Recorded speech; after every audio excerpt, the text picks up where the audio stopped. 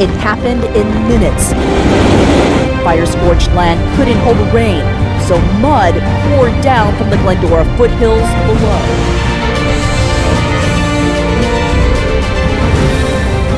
Silva with this breaking news. A powerful earthquake has struck just off the coast of Chile. The U.S. Geological Survey says it had a...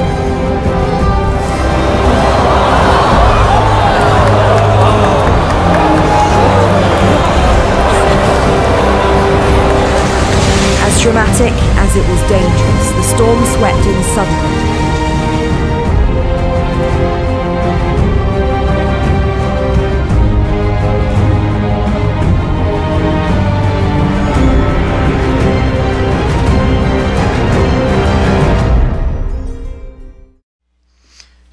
Eh bien, suivez-moi dans le raisonnement parce que c'est extrêmement important et c'est là, ça c'est un code tellement précis qu'on ne peut pas faire autrement que d'associer cette statue-là à l'image de la mythologie de l'accomplissement des 12 travaux d'Hercule. Donc, abandonné ici, c'est la constellation d'Hercule.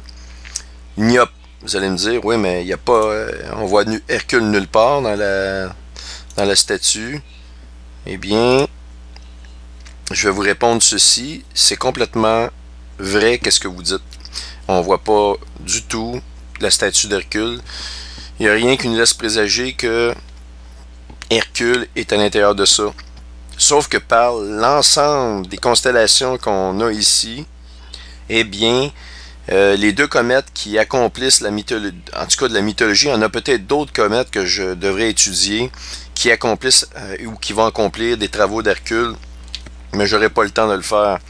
Ce que je peux vous dire, c'est que on nous parle de les deux comètes majeures qui arrivent en même temps, dans les mêmes temps, qui accomplissent en même temps des prophéties, pas des prophéties, mais de la mythologie concernant Hercule.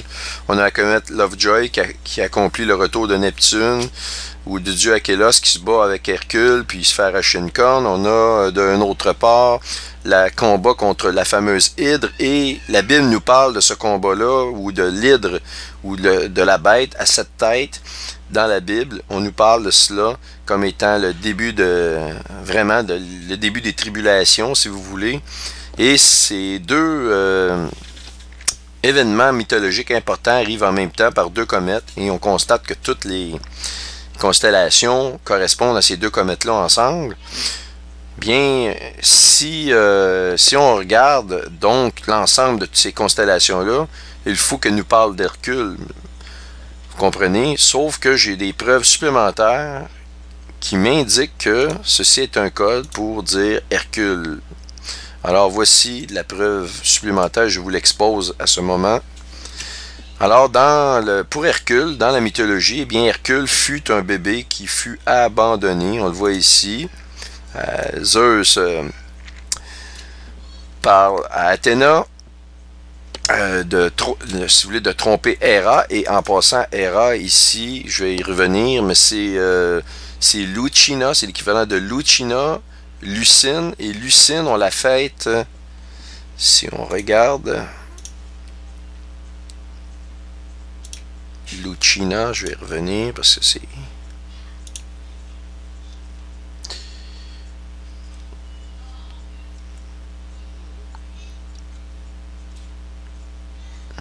où c'est que j'ai mis ça pour le Saint-Jean. Je vous ai montré qu'il fête tout habillé de blanc Lucine dans la cathédrale de Saint-Jean.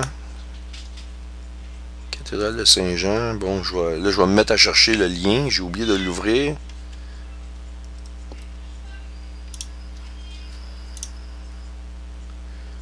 Bref, c'est ça, quand on est en train de faire des vidéos, on se dépêche, ben on voit jamais rien.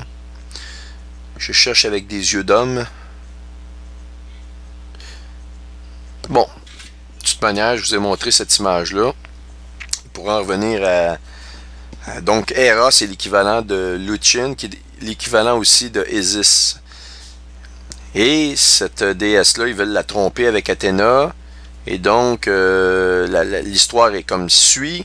Athéna et Héra vont au-devant du bébé abandonné au mur de Thébès, et Athéna demande à Héra de lui donner le sein, au pauvre bébé abandonné. Et Héra le fait. Et il découvre que le bébé a une succion tellement forte, etc., etc., etc., que ça force le sang, pas le sang, mais le lait de sortir de son sein d'une force tellement puissante que ça devient éventuellement le Milky Way, c'est-à-dire la Voie lactée. C'est vraiment, dans la mythologie, c'est vraiment extraordinaire de voir, c'est un peu drôle, mais c'est ça. Mais vous devez comprendre ici que le bébé abandonné, eh bien, c'est Hercule. C'est lui, c'est pour ça qu'il y a une succion très très forte. Donc, pour faire une histoire courte ici, le code vraiment important ici, c'est abandonné. On nous montre un crabe à la base de la statue. Ça aussi, c'est un indice très très fort du deuxième travaux d'Hercule qui consiste à sa bataille contre l'hydre, dans laquelle on voit ici un ancien vase qui nous démontre l'image de ce deuxième combat, ce deuxième travail accompli par Hercule. Deuxième travail, pardon, et on voit ici le fameux crabe. Donc, ça peut pas. Il est impossible que cette image-là ici ne soit pas reliée aux événements astronomiques de Hyson et de Lovejoy.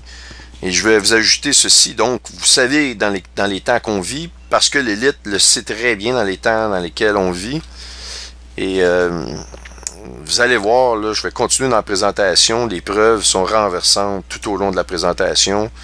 Et donc, juste pour me résumer où je suis rendu, je vais retourner au texte.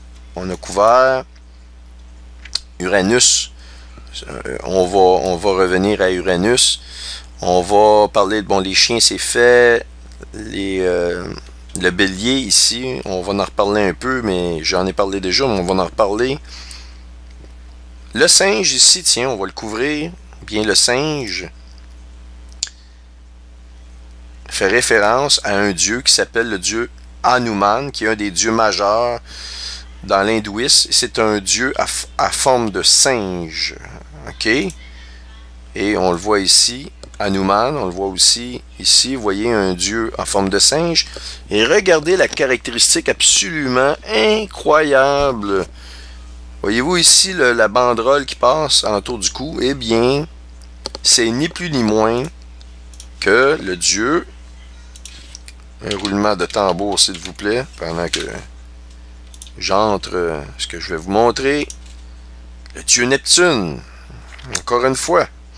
Dieu Neptune, Dieu Hanuman. On voit l'Éridan qui passe ici. L'Éridan qui est la fameuse rivière céleste.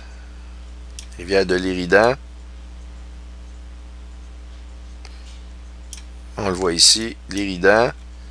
Et c'est le dieu Achelos qui est toujours montré avec le fameux fleuve qui passe sur ses épaules. Et ça ressemble aussi à un arc-en-ciel, remarquez bien, la forme d'un arc-en-ciel. Et comment un arc-en-ciel est produit? Un arc-en-ciel est produit quand vous avez des rayons de soleil qui passent à travers des gouttelettes d'eau. Et les gouttelettes d'eau sont toujours en forme d'arc, comme ce qu'on nous montre ici. Donc, le Yéhi, c'est le dieu arc-en-ciel. Donc, finalement, ce sont plusieurs peuples qui ont eu des contacts avec le même Dieu. Et dans leur langage, ils nous font des images, ils nous racontent dans des textes. Et il y a des points communs qui reviennent, dont le fameux sceptre, qui est toujours présent.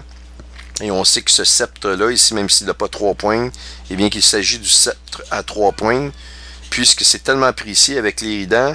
Et on nous confirme d'ailleurs que c'est un sceptre ici, parce qu'on nous dit que c'est l'incarnation du dieu Shiva.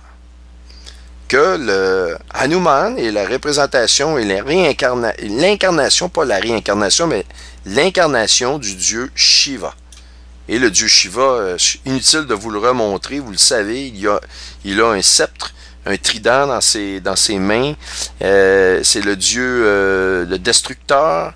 Eh bien, s'il est l'incarnation, eh bien, c'est ce qu'on est en train de nous dire, c'est justement, et là je vous explique la relation entre Uranus, entre le fameux bélier ici et le singe.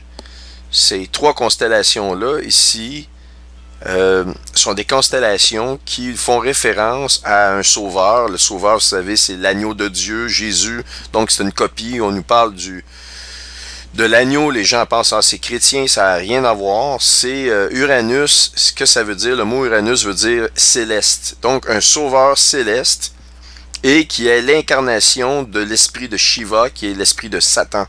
Ces trois constellations-là ici vont ensemble. Bien. Donc, le Shiva que je vous ai montré ici. OK. Le fameux Yei qui est le dieu de l'eau, des gicleurs, le Rainbow God, le dieu des arcs-en-ciel.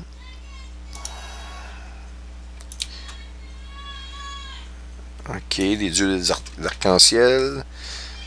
Vous entendez peut-être pas, mais ici, il y a des bruits de fond, là, je vous jure que c'est très difficile de me concentrer. Et Lucina, ici, qui est la déesse, si vous voulez, de la naissance d'un enfant, justement, Lucina, eh bien, qui est Héra. Et Héra, vraiment, c'est elle qui a donné le sein à Hercule. Donc, vous voyez, tout tourne alentour d'Hercule. Et la Bible nous dit dans Amos, pas dans Amos, mais dans Isaïe, qu'il va nous envoyer dans la fin des temps un homme fort que certains peuvent penser être Jésus, mais Jésus n'est pas un homme fort. Jésus est un homme tout puissant. Il est à l'image de Dieu, il est le Fils de Dieu, donc il est tout puissant, il n'est pas juste puissant. Et donc, cet homme fort-là, eh bien, dans la mythologie, l'homme fort, c'est Hercule. C'est important vraiment de voir ces choses-là. Donc, la fameuse Babylone, pas Babylone, mais la cathédrale de Saint-Jean, j'en ai profité avec une pause pour aller rechercher le lien. Ça m'a pris 10 secondes. Si je l'avais fait en avant de vous, ça m'aurait pris 3 heures. On est un peu plus nerveux, puis on veut faire les choses plus rapidement. Alors, vous voyez, juste en passant un détail, le crâne tient dans une tête coupée, et avec 2 cornes, et l'hydre se fait voir en image de chacune de ces têtes comme des têtes soit de dragon ou des têtes de face un peu humaines, mais elles ont toujours 2 cornes. Et ça, c'est extrêmement important parce que j'ai l'intention de rajouter dans ma présentation de mes items, de couvrir l'emblème sacré de la papauté. Pourquoi?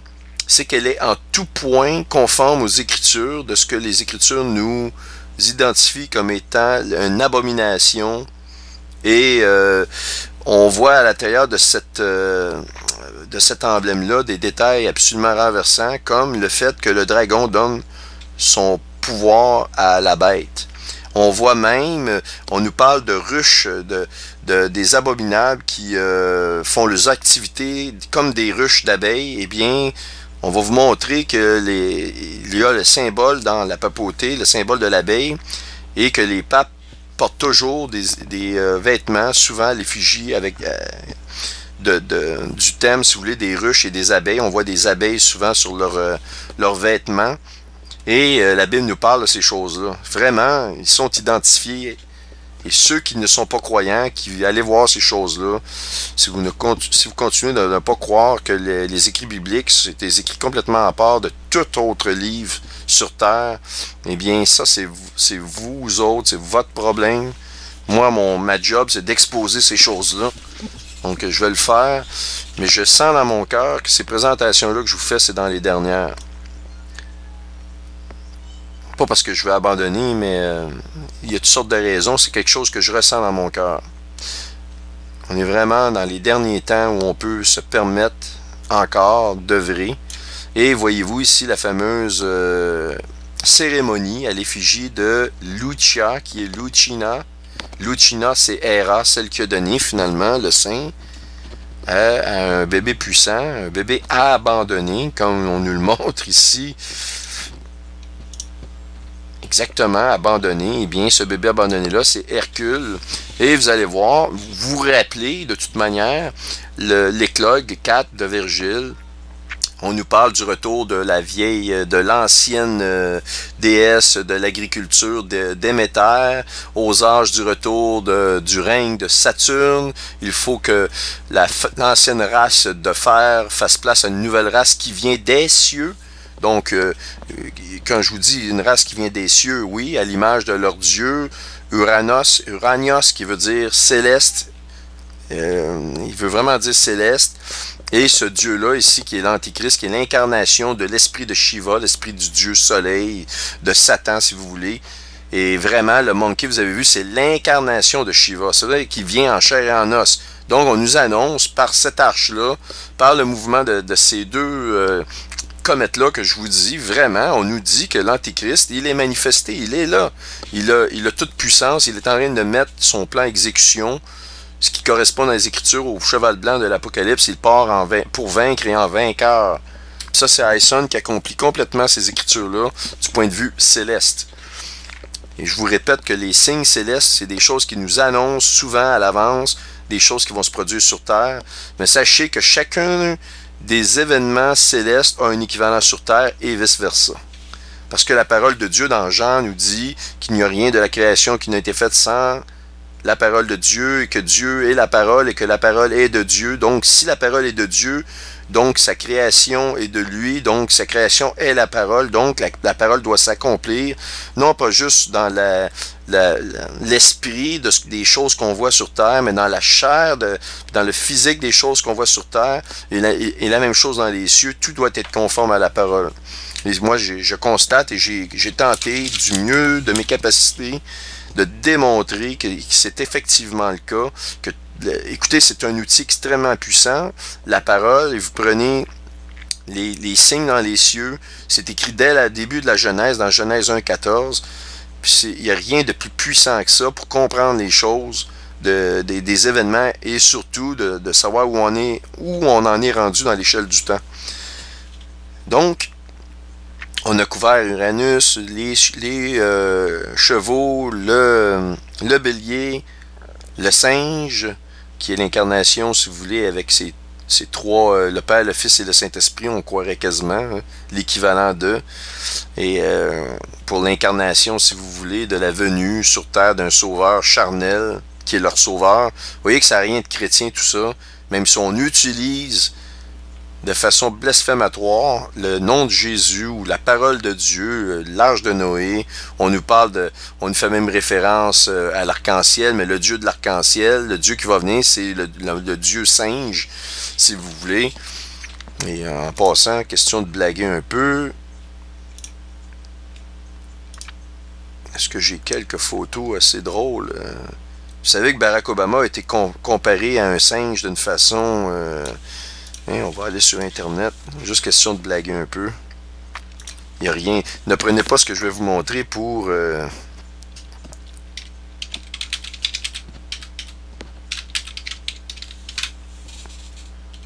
pour la vérité de tout ce que je vous dis, mais Dieu va mettre dans le cœur des gens l'esprit des choses réelles, finalement. C'est qu'on fait de façon inconsciente des choses que Dieu nous inspire. Fait que regardez là, évidemment Michelle Obama, ils n'ont pas manqué, mais on a Bush aussi qui est un peu montré, mais vous allez voir que majoritairement, Obama, vraiment, là, ils l'ont fait sûrement avec beaucoup d'autres politiciens, mais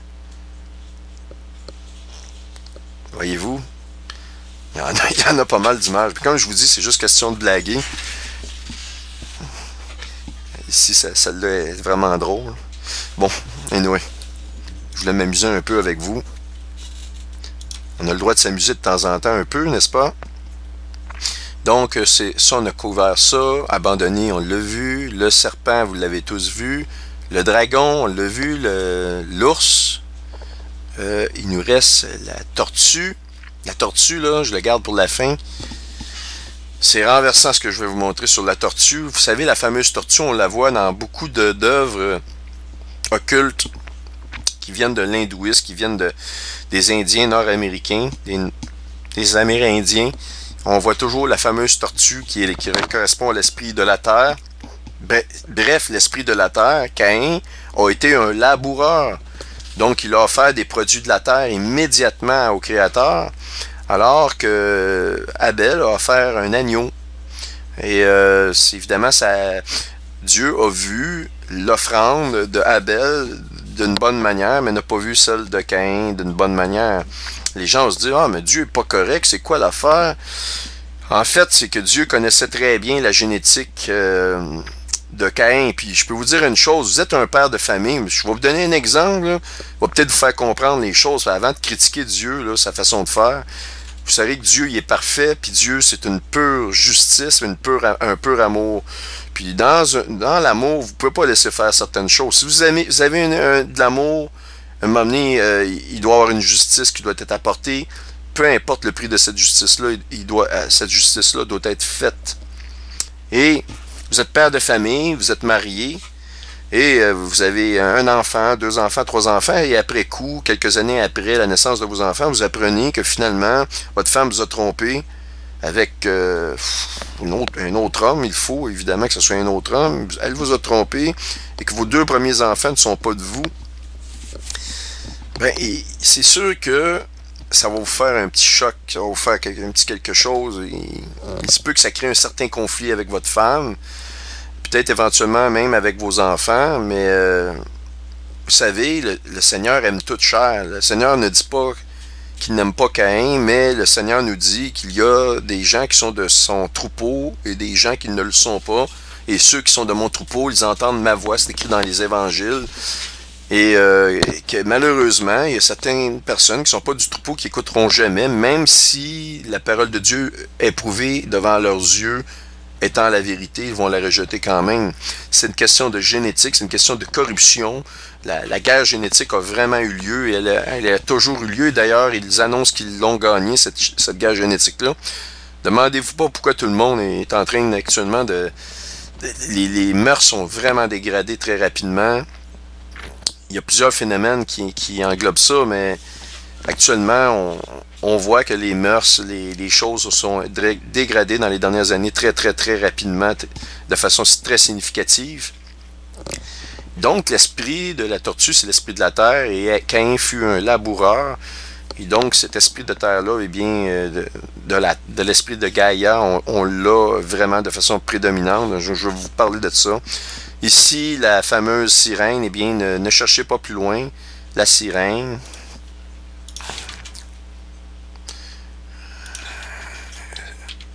Mermaid Dragon. Et si vous rentrez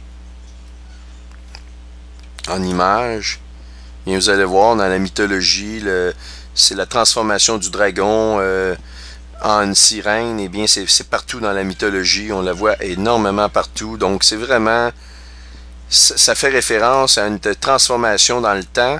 Et évidemment, vous savez que la sirène, eh bien, fait référence au dieu Neptune. Elle suit toujours le dieu Neptune. Donc, c'est la venue du dragon, et qui est annoncé aussi au moment où le retour du dieu Achelos se fait. Donc ça laisse cette signification-là. Mais la sirène ici s'est identifiée vraiment à la constellation du dragon, dans laquelle Aïson passe en plein cœur. Okay? Et la girafe, ça, vraiment, je la garde avec la fin avec la tortue, parce que c'est extraordinaire ce que je vais vous montrer. Et The Wolves, bon, mais on va y aller avec les loups. Les loups, c'est en fait la constellation du lupus, comme la maladie. Lupus. Qu'est-ce qu'on a ici? Vous vous rappelez qu'Aïson, au mois de novembre, est passé. Je vais aller vous la chercher. 1012 S1. Eh bien, au mois de novembre, elle est passée dans la pince, ici, on le voit très très bien. Et regardez qui est vraiment témoin de cette, qui regarde vraiment en direction de la pince.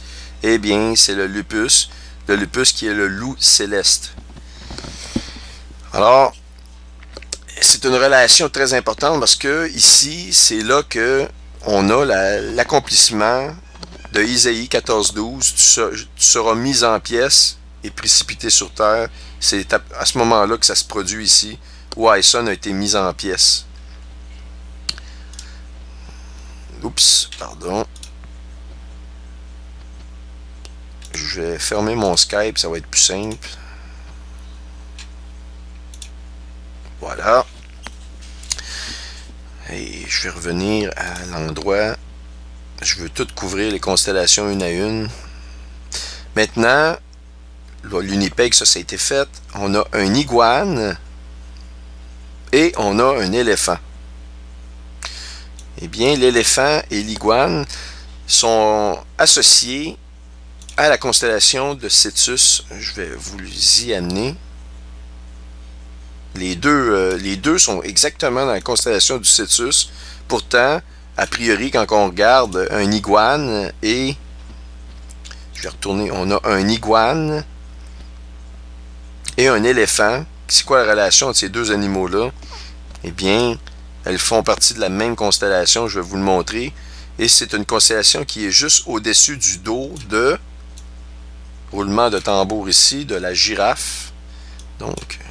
La fameuse girafe, j'essaie d'y avoir accès. Elle est ici. On la voit ici. On grossit. Donc la girafe, qu'on appelle le Camello pardalis.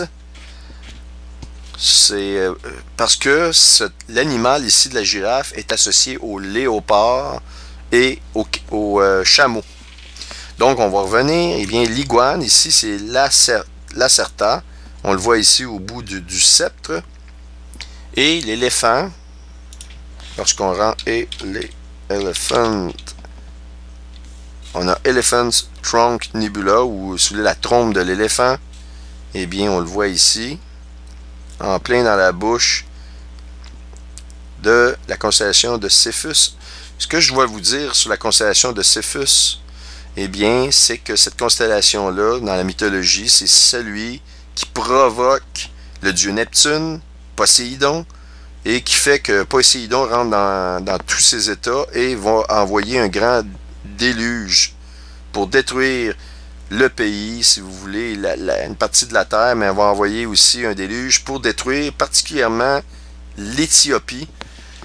L'Éthiopie va jouer un rôle très précis dans la guerre de Gog et Magog, une guerre qui est, selon moi, sur le point de se réaliser. Il se peut qu'on qu'on désamorce la situation en Ukraine, mais sachez que les choses évoluent, même si on nous fait croire le contraire. Actuellement, le truc, la façon dont il fonctionne dans toutes les sphères, vous verrez, on crée une grosse crise. Les gens, l'attention des médias est mise sur une crise, comme on a eu en Ukraine. Tout à coup, on désamorce. Les gens pensent que c'est mort et une autre crise surgit.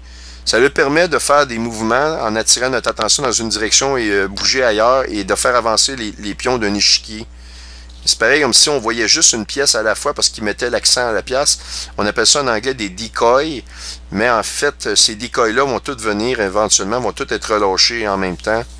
La Bible nous parle d'une ruine subite, puis on la voit arriver. La Troisième Guerre mondiale est assurée, soyez sûr d'une chose. Puis l'Ukraine va entrer, c'est sûr, va avoir un plan va être aux premières loges dans le plan de qu'est-ce qui va se faire, incluant Israël, la Syrie aussi, vous allez avoir la Corée du Nord. Donc bref, l'éléphant est dans le cœur de la constellation de Cephus, et vous avez ici l'iguane. Maintenant, quel est le rapport entre cette constellation-là et nos deux comètes Ison et Lovejoy? Eh bien, je vais aller au mois de février. Et vous allez voir, le mois de février. Le mois de février, je vais rentrer.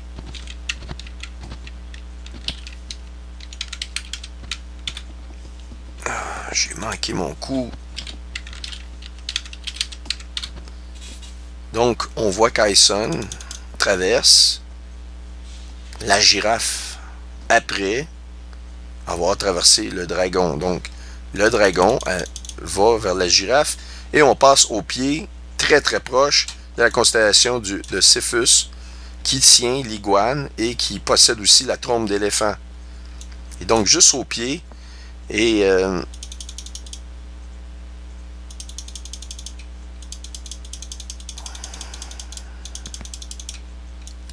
on voit que ça traverse complètement la constellation de la girafe. Donc, la girafe, eh bien, on le voit à plusieurs endroits. Elle est prédominante. On voit ici une girafe qui est qui a le dos arqué. On voit une autre girafe ici qui est, moi je pourrais dire ça, qui va se faire couper le cou. Tant qu'à moi, c'est un sacrifice. Elle a les genoux pliés et on y prend la tête et le cou est tordu. Eux semblent dire que c'est de tout repos, mais je pense pas que la girafe se repose vraiment dans cette position-là. Et on voit comme quelque chose qui coule de la main, même on le voit même de la main ici, voyez-vous. Comme quelque chose qui sort de la main qui tient l'épée et qui vient atteindre, envelopper la lune. Moi, à mon sens, à moi, comme je vous expliquais, c'est du sang. Ça nous parle des lunes rouges qui se produisent dans le temps de cette scène-là. Je suis convaincu que ça annonce le début de la tétrade. J'ai vraiment cette impression-là. Puis ça, je vous laisse libre à vous de penser ce que vous pouvez penser là-dessus. Puis vous pouvez continuer à faire des recherches à ce niveau-là, sur cette statue-là, mais l'information que je vous donne va vous aider grandement. C'est pour ceux qui veulent le faire.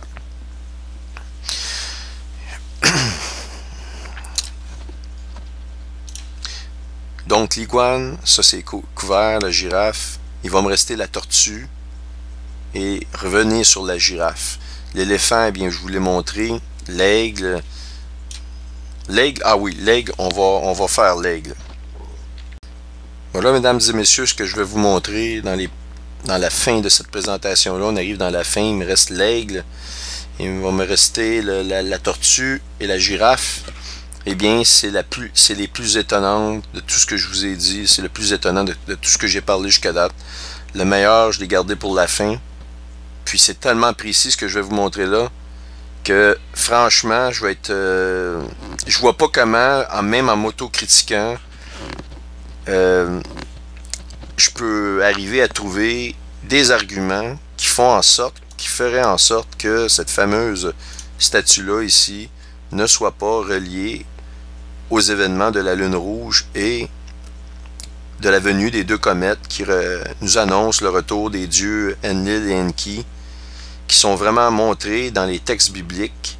On voit les descriptions, on ne parle pas du dieu Enlil et Enki, mais on nous parle par exemple de la principauté des puissances, du prince des puissances de l'air, qui correspondent à Enlil. On nous parle de l'autre qui est le dieu de l'esprit du fleuve d'Égypte dans la Bible, et le fleuve d'Égypte est identifié à l'Éridan. Donc on nous parle de tous ces dieux-là, et on nous parle des tempêtes de grêle, des tempêtes de neige, des tempêtes d'eau, des déluges, etc., qui correspondent au dieu Neptune, à tous ces dieux-là. On est dedans. On a des preuves avec l'éclipse du 3 novembre de Amos 8, le cornucopia. Que vois-tu, Amos? Je vois une corbeille de fruits, et vous allez comprendre dans les prochains items de cette présentation-là, qui ne seront pas couverts là, à quel point c'est complètement renversant. C'est tellement précis que j'en ai des frissons de vous parler de ces choses-là. Donc on commence. Et la prochaine que je vous ai parlé, eh bien c'est l'aigle. Eh bien l'aigle, allons-y à ce fameux aigle-là. Qui est-il? Où est-il? La nébuleuse de l'aigle. Voyez-vous ici, la nébuleuse de l'aigle, on a une photo très, je dirais, primaire. L'idée, c'est pas vraiment de vous montrer la forme de qu'est-ce que ça a. C'est que c'est une nébuleuse, elle est là. L'endroit très très précis, essayez de le retenir dans votre tête, parce que vous allez voir, on est le 16 février ici, le 16 février. Alors, vous voyez l'endroit. Si je vais chercher la comète Lovejoy, c'est 2013 R1. Eh bien, voyez-vous, elle est très très proche au 16 de février. Je vais continuer de la faire avancer.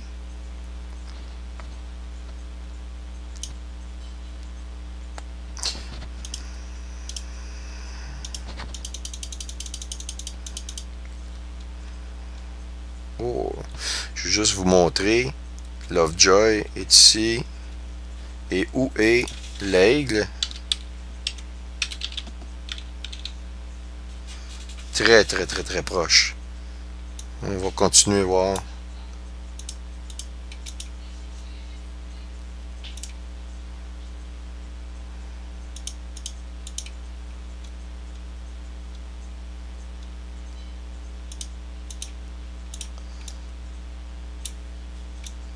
Et donc, on va garder ça ici ouvert. On la voit un peu en forme rouge. Et je vais vous montrer où est rendue notre fameuse comète Lovejoy. Eh bien, regardez où elle est, cette comète-là. Et, je ne sais pas si vous avez remarqué la date, mais on est exactement à la date de la fameuse première lune de sang du 15 avril. Maintenant, qu'est-ce qui est le plus incroyable de qu'est-ce que je vais vous montrer? Eh bien, où était Ison? Où était Ison à ce moment-là? Eh bien, Ison, je vais vous en parler un peu plus tard. Ah, en fait, je vais y aller immédiatement. C'est 2012 S1. On a Ison, on y va. En plein cœur de l'Auriga. Qu'est-ce que c'est que l'Auriga? Eh bien, la mythologie relative à l'Auriga, eh bien, en passant, ce sont des chèvres qu'il tient dans ses mains. Eh bien, l'Auriga, dans la mythologie, c'est un héros parce qu'il a inventé, c'est l'inventeur de toute la mythologie du fameux quadriga. Et le quadriga est un chariot de tir pour chevaux. Et il n'est pas n'importe quel, il est celui qui peut recevoir 4 chevaux. Alors, 4 chevaux, ce sont donc, on fait référence ici aux 4 chevaux qui sont les 4 chevaux de l'Apocalypse. La Bible nous parle de 4 chevaux, elle ne nous parle pas de 5 chevaux, elle nous parle aussi de chariots dans les cieux. Et ce chariot-là, c'est le quadriga, c'est le chariot à 4 chevaux de l'Apocalypse. Et nous sommes à la première lune rouge en plein cœur de l'Auriga. Et ce qui me semble clair, c'est que la lune rouge, eh bien, amène absolument, si vous voulez, du tangible au niveau de la Terre. On va voir la manifestation terrestre de ces signes-là qui sont montrés dans les cieux des 4 chevaux. On a le Ison pour le cheval blanc, on a le Mars pour le cheval rouge, etc. Saturne pour le cheval noir, et Pluton et le cheval vert. Mais tous ces signes astronomiques-là, on va les sentir sur Terre. D'ailleurs, on voit qu'il se passe vraiment quelque chose. Les gens ressentent qu'il y a quelque chose vraiment qui se trame à l'horizon, mais l'horizon n'est pas très très loin. C'est un horizon qui est très proche. Même les gens croyants comme non-croyants parlent dans les blogs, on le voit, se posent des questions. Même les gens qui n'ont aucune idée de ce qui se passe se demandent en dedans d'eux. On entend beaucoup dans les conversations. Donc, il me semble que les choses vont bizarres. Les choses sont vraiment curieuses actuellement. Les événements sont bizarres. Ils ressentent qu'on va vers quelque chose. Et donc, au moment, on va retourner à la comète Lovejoy, eh bien, elle se retrouve exactement à côté de l'Aigle. Qui, soit dit en passant, on n'est pas loin aussi de l'Aigle, la constellation de l'Aigle, mais ici, on parle de la nébuleuse de l'Aigle, et elle frôle à quelques millidegrés dans le ciel, elle a passé à côté. Exactement à la Lune rouge, et en parlant de la Lune rouge, je vais vous montrer quelque chose qui est très significatif. Beaucoup de gens ont parlé de la Lune rouge, mais peu de gens ont parlé de ce que je vais vous montrer ici. On va aller le 14. Bon.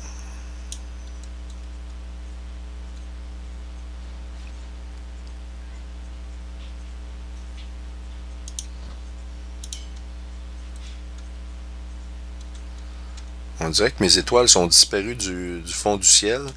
Je vais arranger ce problème-là.